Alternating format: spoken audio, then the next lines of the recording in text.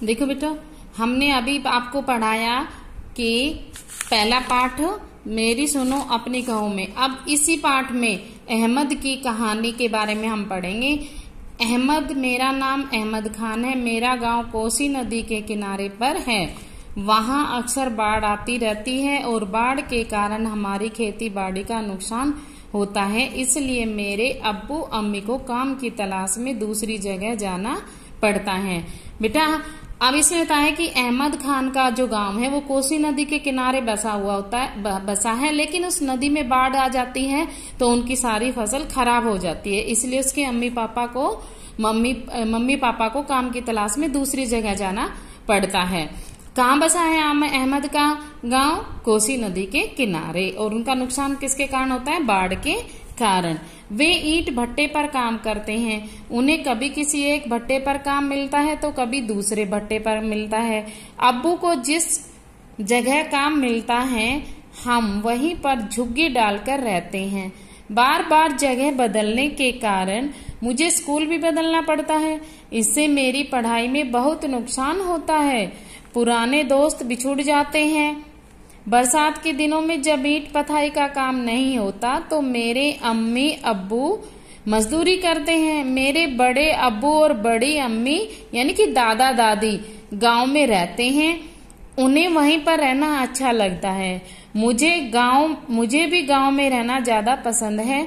वहां मुझे नाव में घूमना, खेतों की पगडंडियों पर दौड़ना बहुत भाता है। बड़ा होकर मैं अपने गांव में रोजगार के अवसर बढ़ाना चाहता हूं, जिससे गांव के लोगों को काम की तलाश में अपने घर छोड़कर किसी दूसरी जगह न जाना पड़े। देखो बेटा, उसके पापा ईंट भट्टे पे काम करते हैं, लेकिन वो किसी एक भट्टे पर काम नहीं करते। वहां काम खत्म हो जाता है तो वो दूसरे भट्टे पर जाते हैं। लेकिन बरसात के दिनों में भट्टों पर काम नहीं होता।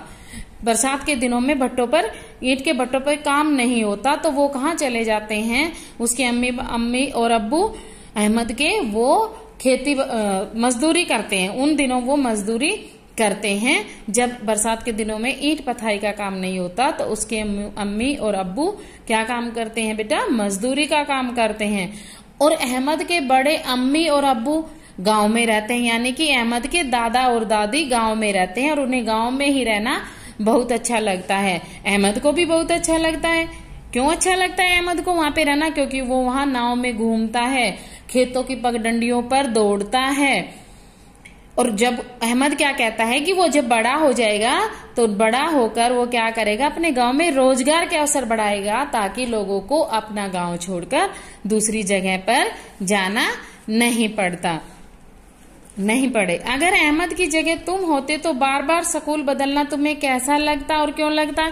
बताओ बेटा, क्यों लगता? अहमद को तो अच्छा नहीं लगता, क्योंकि उसकी पढ़ाई का नुकसान होता है और दूसरा उसके दोस्त भी छूट जाते हैं। आपको कैसा लगेगा? आप इस प्रश्न में उत्तर दोगे। अहमद, उसके बड़े अब्बू और बड़ी अम्मी अपने गांव में रहना क्यों अच्छा लगता है? उन्हें खेतों की सैर करना अच्छा लगता है, नाव पे घूमना अच्छा लगता है, पगडंडियों पर दौड़ना अच्छा लगता है। और बड़े होकर अहमद कह रहे तुम अपने गांव में शहर के लिए क्या करना, गांव या शहर के लिए क्या करना चाहोगे? तो बेटा, जैसे अहमद तो अपने गांव में रोजगार खोलेगा, रोजगार के अवसर देगा ताकि लोगों को बाहर जाना ना पड़े। तो आप लोग क्या करोगे?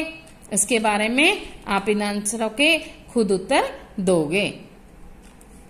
अब पूछते हैं कि बरसात के दिनों में बेटा ईंट भट्टे में पथाई का काम क्यों नहीं होता? बताइए, क्यों नहीं होता?